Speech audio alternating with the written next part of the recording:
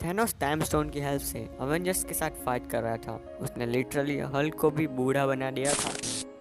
Tony and Thor ने मिलकर almost Thanos को हरा दिया था, but at that time Ultron सभी के पास से कॉन्टिनेंट को चुरा लेता है एंड इन्फिनिटी स्टोन्स की पावर्स को अपने अंदर एब्जॉर्ब करके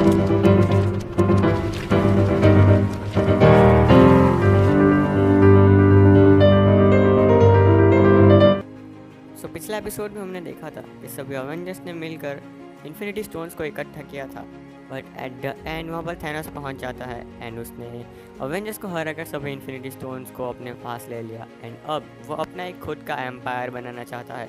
वो पूरी दुनिया पर राज करना चाहता है। जब वो ये चीज़ें कर रहा था एट दैट टाइम हम लोग देखते हैं कि सीधा एवेंजर वहाँ पर पहुँच जाता है एंड एवेंजर जैसे ही वहाँ पर पहुँचता है हमारा थैनोस एक ही अटैक में उस पूरी की पूरी एवेंजर को अपने इन्फिनिटी पावर्स की यूज़ से अटका देता है एंड उसे तोड़ देता है। लेकिन पीछे से ही एवेंजर्स पहुँच जाते हैं उनके टाइटेनियम सूट के साथ, जो कि बहुत ज़्यादा पावरफुल था। लेकिन फिर भी हमारा थैनोस उसे लिटरली सिर्फ एक ही इन्फिनिटी स्टोन की हेल्प से वहाँ से तोड़ देने वाला था, बट एंड टाइम पर हमारे बाकी के एवेंजर्स उसे डिस्ट्रैक्ट कर देते हैं एंड जिसकी वजह से हमारा थॉर बेचारा मून पर जाकर गिरता है थैनोस के एक ही पंच से।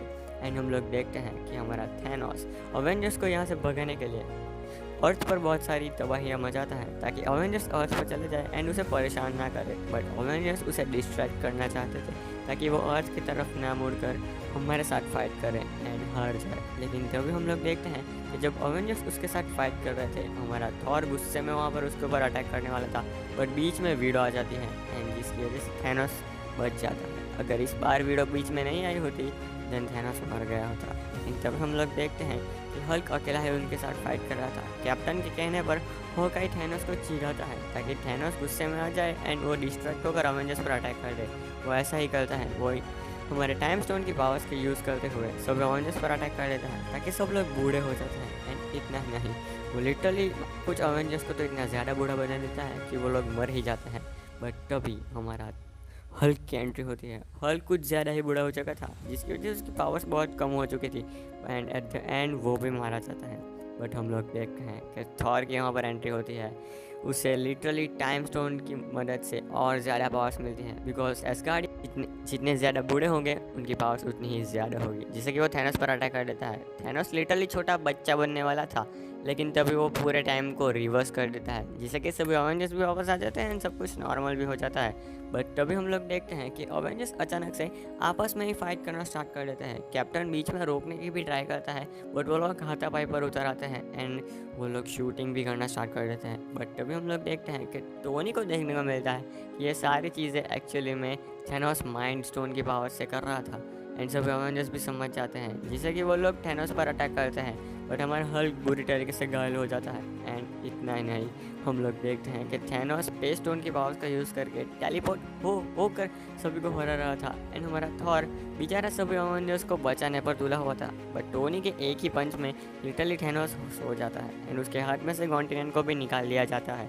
एंड तभी सभी अवेंजर्स मिलकर उसे निक फ्यूरी के हवाले करने के लिए चले जाते हैं, जहाँ पर हम लोगों को देखने को मिलता है कि कैद में रेड स्कल पड़ा हुआ था, जिसे देखकर हमारा कैप्टन शॉक हो जाता है, जो कि रेड स्कल से पूछता है कि तुम यहाँ पर कैसे आए, जिस पर रेड स्कल बताता है कि मैंने सरेंडर कर लिया है। कैप्टन समझ जाता है कि रेड स्कल कभी भी सरेंडर नहीं करेगा। अवेंजर्स को बताता है कि हम लोग रियलिटी के नहीं हैं एंड तभी हम लोग देखते हैं कि इस चीज़ के अंदर लिटरली थैनोस ने रियलिटी स्टोन की पावर्स का यूज़ करके माइंड स्टोन की पावर्स का यूज़ करके इन दोनों स्टोन की हेल्प से एक अनदर रियलिटी को क्रिएट किया था। अवेंजर्स सब उसमें से बाहर आ जाते हैं एंड वापस से थैनोस पर अटैक करना स्टार्ट करते हैं। थैनोस गुस्से में था, वो लिटरली टोनी को फोड़ देता है।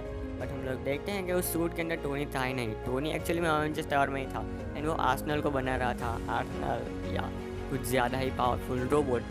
थैनोस लिटरली सब अवेंजर्स को पकड़ लेता है एंड देन वो लिटरली पूरे के पूरे टोनी को अपने रूम के साथ ही मून पर लेकर आ जाता है एंड हम लोग देखते हैं कि टोनी आर्सेनल को भी स्टार्ट कर देता है एंड ये बंदा इतना ज़्यादा पावरफुल है कि वो लिटरली सभी इन्फिनिटी स्टोन की पावर्स को अपने हाथ में ही रोक देता है या एंड हम लोग देखते हैं कि वो बंदा अकेला ही थैनोस के पास जाकर उसके हाथ से कॉन्टिनेंट को निकाल लेता है एंड उसे अर्थ पर दे मारता है।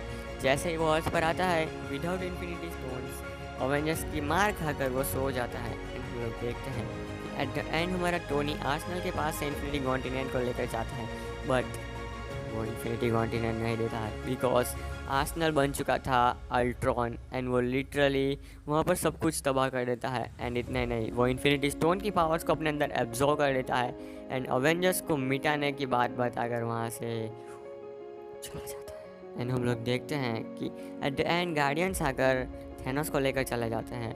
सो गाइस यार, मिलते हैं नेक्स्ट एपिसोड में अल्ट्रॉन के साथ। तब तक के लिए children take care, bye bye and peace out.